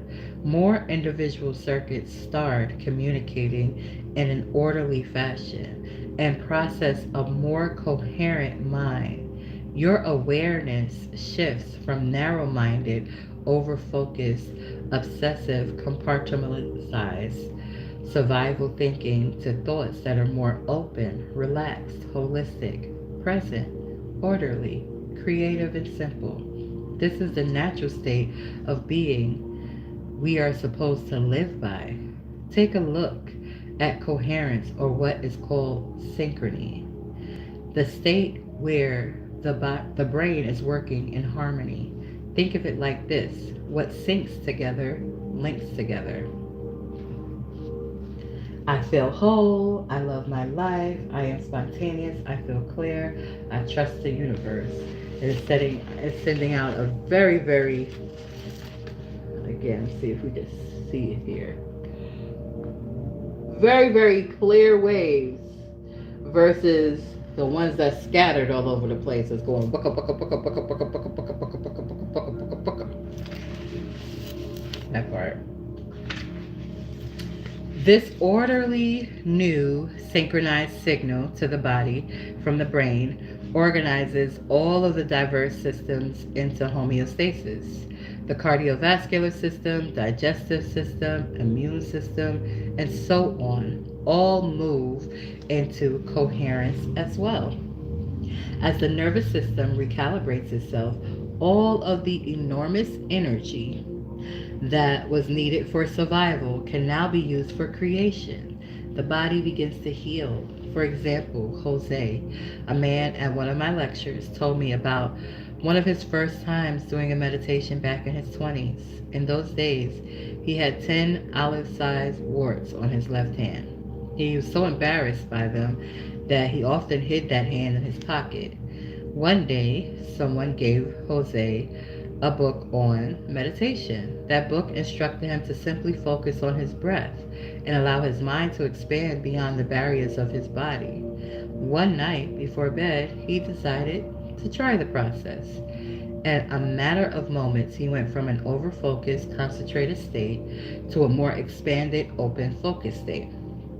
As he vacated his familiar personality and became something other than his typical thoughts and feelings, he went from The habitual random thought patterns driven by the familiar ego to a more expanded sense of self. When this occurred, something shifted. The next morning, when Jose woke up, all 10 warts had completely vanished. What? Baby, hey baby, hey baby. Go ahead, Jose. Shocked and overjoyed, he looked under the sheet for evidence of them, but found nothing. He explained that he didn't know where they went. I told him that they returned to the quantum field where they came from. I suggested to him that the universal intelligence that keeps order in the body naturally had done what it always does, create more order to reflect a more coherent mind. When his new subjective coherent mind matched the objective coherent higher mind, that greater power within did the healing for him. All of this happened because he got out of the way and became nobody, no thing outside of time. When he forgot about himself, his focus went from sustained disorder to sustained order, survival to creation, contraction to expansion, incoherence to coherence. Not on his pickle, girl, on his hand.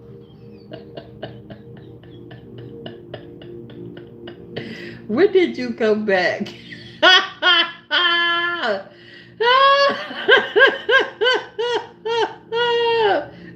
You came back in on the worst part, huh? Oh my God, Doodle. Oh shoot, he was healed. Oh, Sookie, what's that? Some earrings? Thank you. Speaking of earrings, you like my earrings? One say love on one side and it say peace on the other one. This is a long chapter. Shoot, I've been on here almost 2 hours. Thank you. Let's see how many pages I got left. Right. This one we have to do in parts. That's why it's so deep. So I have 3 pages left. Thank you. Ow! Celebrate for Doodle. Ow! How I do this? Add sticker. Okay, I don't even know how to do it. I'm over here pressing stuff. I don't know how to celebrate. Thank you, Doodle. All right, meditation plus action. We got to talk about another example. Hopefully you stick around here this whole way. We're trying to get through it. I got 11% on this phone. At my workshops, I frequently ask participants to share their surprising stories of life changes. Monique, a therapist from Montreal, Quebec, recently described her own remarkable experience. For most of her adult life, Monique had lived unconsciously in a near constant state of lack. Not enough money, not enough energy, not enough time to do the things she wanted.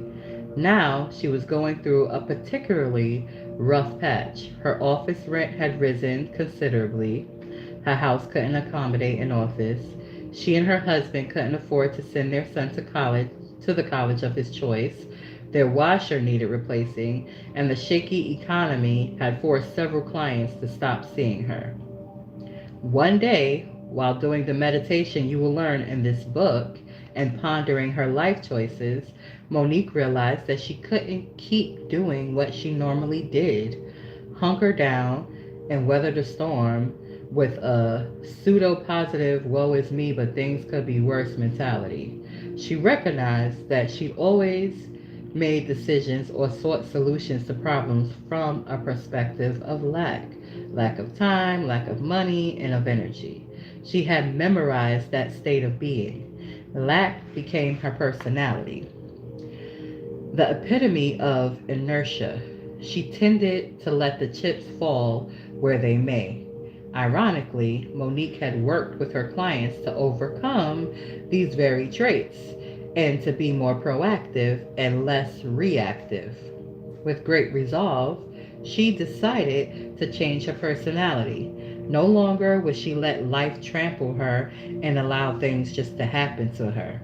Next, Monique created a template of who she wanted to be, how she wanted to think, and what she wanted to feel. She imagined herself as a woman who made all of her choices with an abundance of energy, time, and money. Most important, her goal to become this person was as firm as her vision was precise. She knew who she no longer wanted to be, and she had definitive plans of how her new self would think, feel, and behave. When we make a decision that strongly and have a clear intention for what our new reality will be like, the clarity and coherence of those thoughts produce corresponding emotions. As a result, our internal chemistry changes, our neurological makeup is altered. We prune old synaptic connections and sprout new ones, and we even express our genetic code differently.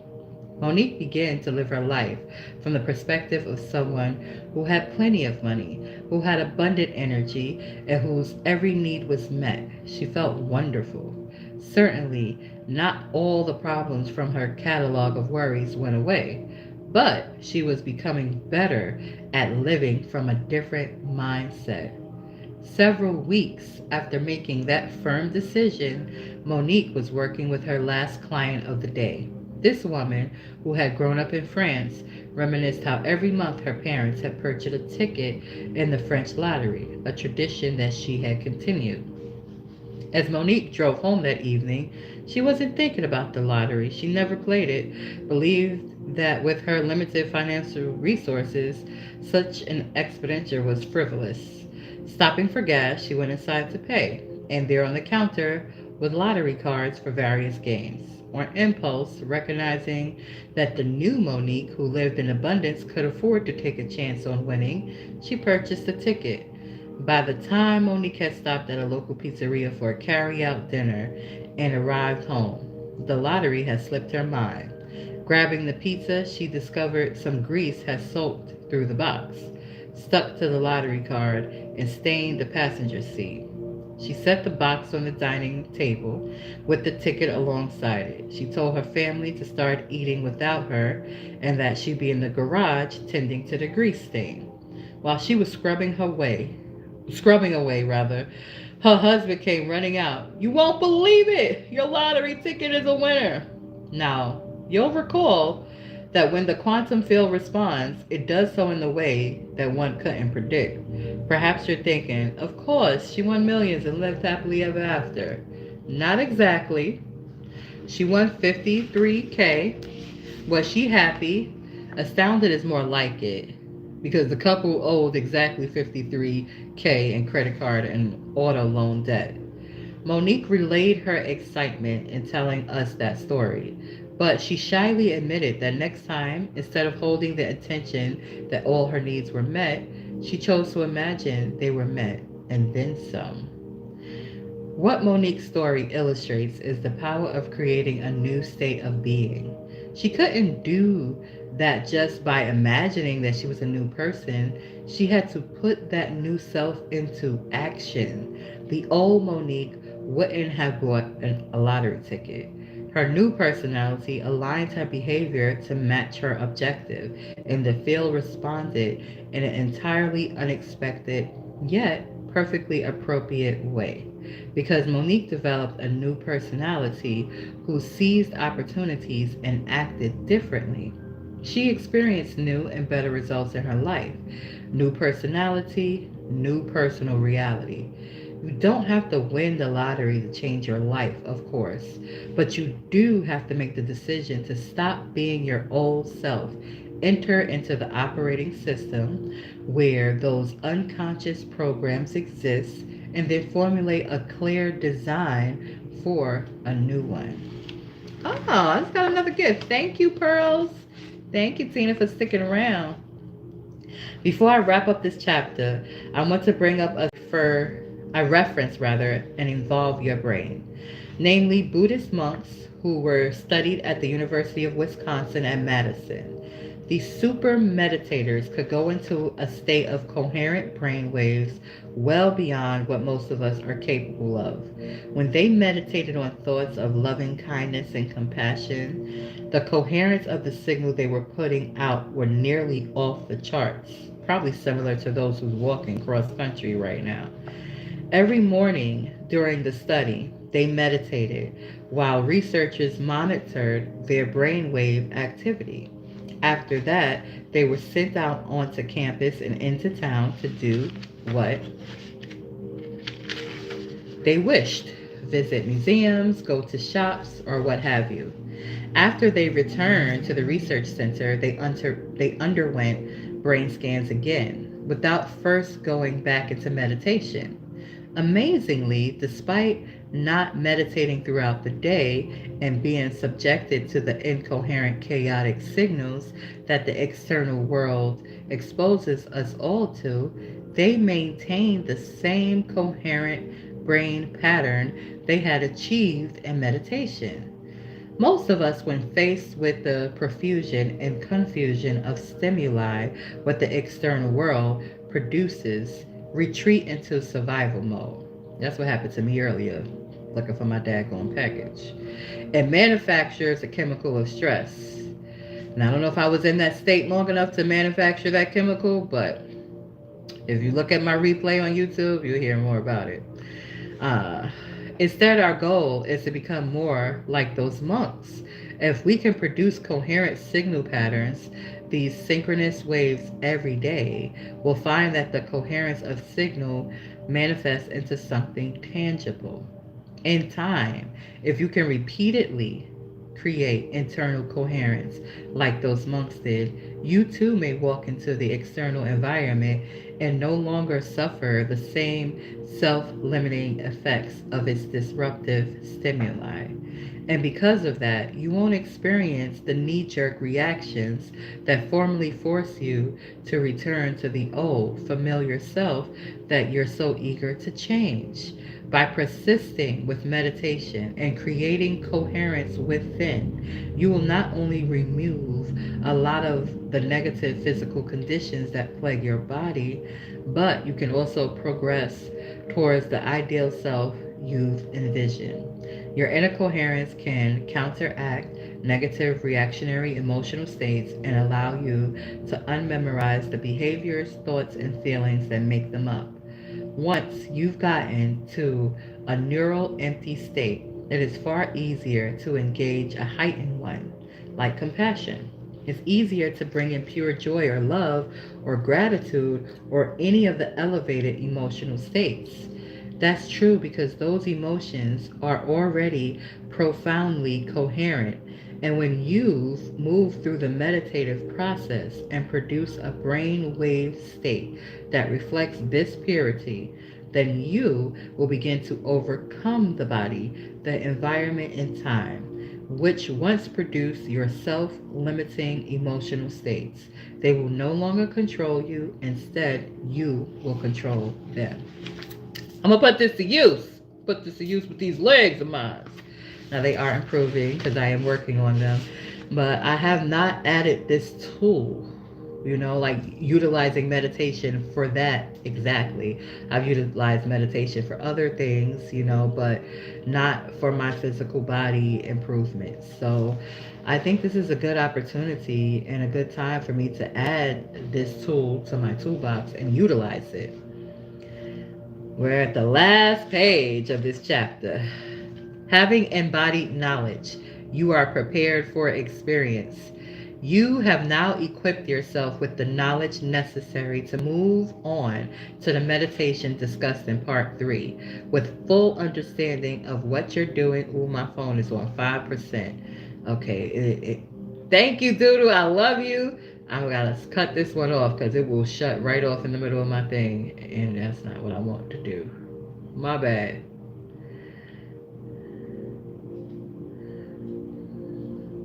Oh, thank you. I want to save some juice over there, but I'm gonna get back over here. Okay, you are now equipped yourself with the knowledge necessary to move on to the meditation discussed in part 3, with full understanding of what you will be doing and why you will be doing it. Remember that knowledge is the forerunner to experience. All the information you have read have been put there to prepare you for an experience and right on time. Once you learn to meditate and apply this to your life, you should begin to see feedback, and I'm going to share that feedback with you all here. In the following section, you will learn how to put all of this into practice and begin to make measurable changes in any area of your life. I'm reminded of the two-stage journey that many climbers make when they ascend Washington State Mount Rainier, the highest volcano in the contiguous U.S., 14,410 feet, leaving their car at the Paradise Jackson Visitor Center 5,400 feet. They first trek to Camp Murr, 10,080 feet. Stopping at this base camp affords them the opportunity to look back at all the ground they've covered, assess what they've learned from the preparation and experience of that hike, receive additional practical training, and rest overnight. This overview can make all of the difference when they continue to undertake the climb to Rainier's majestic peak. The knowledge you've gained has allowed you to ascend to this point. Now you're ready to apply everything you've learned, and your newfound wisdom should inspire you to forge ahead to part 3, where you can master the skills to change your mind and thus your life. So I invite you to pause briefly. Take a look back with appreciation for the information you've acquired in part 1 and part 2. And it's my honor to have shared this with you on my platform. And if you need to review any areas you may feel are important, then join me and do that. And then join me as you make your final preparation for the meditative journey to your own personal summit.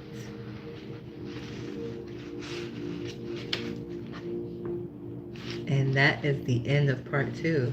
And we'll be continuing into part 3 together next Soulful Sunday. 2 hours. This was a good one, people. This was a very good one. Gonna hold this together right here. It's interesting how the background is doing that wavy thing. I don't know why it does that wavy thing. I move, it moves. But this is... It's supposed to be solid, though. My hand goes through there, though. Shh, tell nobody. Consider it optical illusion. But no, it's a real pleasure and joy to dive in, because as I am sharing and being of service, I'm also reminding myself, and I'm also being of service to myself. So it's really something. It's really something, and a lot of good things are happening and unfolding. This is not the first time I've had frequency music playing in the background. I like it. It's a great addition. I don't know who has a few hours to check out my podcast. Maybe you start, watch a little bit, come back, watch a little more, come back. Nonetheless, I appreciate all of my subscribers. And when you look into the description, you will see that I do have a published ebook on manifestation that's very reasonable, so that it's accessible to all. I encourage you to grab a copy. Also grab a copy of the manifestation journal, which you can print out and you can utilize as tools to assist you in getting very, very particular and definite about who you choose to be and how you choose to feel. I'm excited about going into this next chapter, and I kind of want to apply some of the knowledge that I've acquired. I want to. It was such a refresher. So again, it's been my honor. Thank you for tuning into the SupaTea podcast show. I will see you next time right here at Soulful Sundays next week. Take care. Have a wonderful week, everybody. And happy 2026. It's a new fiscal year. I believe this is my first, of the new fiscal year. We did it good. Do the good, do the good, do the good. Later, y'all.